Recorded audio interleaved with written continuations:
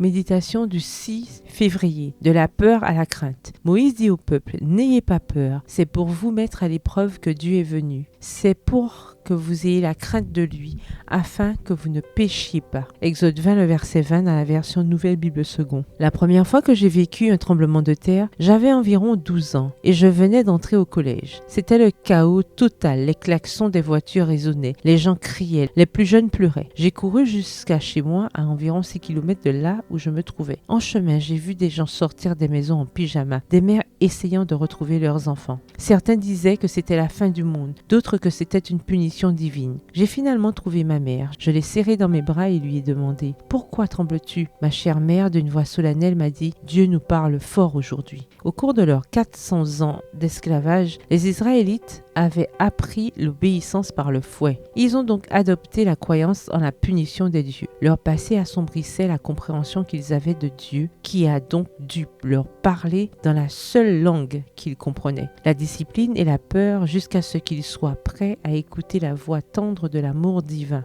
Sur le mont Sinaï, il s'est manifesté à eux par le tonnerre, les éclairs, la fumée et les trompettes. Ils avaient pour but d'impressionner leur esprit de sa majesté et de sa puissance. Tous ont été remplis de frayeur, mais Moïse les a rassurés en leur disant que Dieu désirait placer la crainte de lui en leur cœur. Quelle est la différence entre avoir peur et craindre ? Hébreux 12, les versets 18 à 29 expliquent l'expérience du mont Sinaï et fait une distinction entre la peur qui nous fait trembler et la crainte qui nous pousse à révérer Dieu. L'explication innocente de ma mère ne m'a pas incité à révérer Dieu, mais à avoir peur de lui. La crainte authentique de Dieu, qui se manifeste par le respect et l'obéissance, a de grands avantages. Une communion intime, voir Psaume 25, le verset 14. La réception de sa bonté, voir Psaume 31, le verset 19. La provision, voir Psaume 34, le verset 9, et la confiance, voir Proverbe 14, les versets 26 à 27. En d'autres termes, craindre Dieu est reconnaître sa sainteté et sa puissance. C'est le respecter, l'honorer et révérer son nom, tous des éléments de l'adoration. Le craindre est l'adorer. Comme pour les Israélites, notre première expérience avec Dieu sera probablement marquée par la peur, mais à mesure que notre amitié avec lui grandira, la peur se transformera en respect. Approchez-vous de lui aujourd'hui dans l'adoration avec respect, révérence et une sainte crainte. Bonne journée et que l'Éternel vous bénisse.